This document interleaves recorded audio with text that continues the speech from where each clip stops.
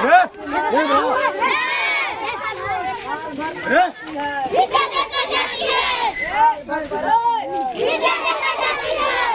माता रानी का आखिरी और अंतिम विदाई।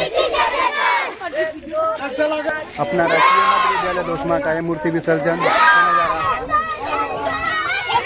अपना गांव दोस्मा राजकीय मध्य विद्यालय दोस्मा माँ सरस्वती जी का अंतिम विदाई ये देख सकते हैं। उन्नीस स्कूल दोस्मा के बच्चों का दृश्य आप लोग को दिखा रहे हैं हम।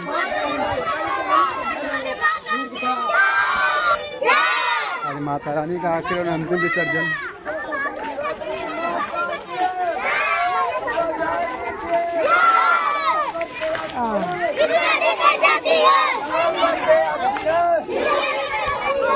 चलिए आज के लिए बस इतना ही, मिलते हैं किसी नेक्स्ट ब्लॉग वीडियो में। तब तक के लिए जय हिंद, जय श्री राम।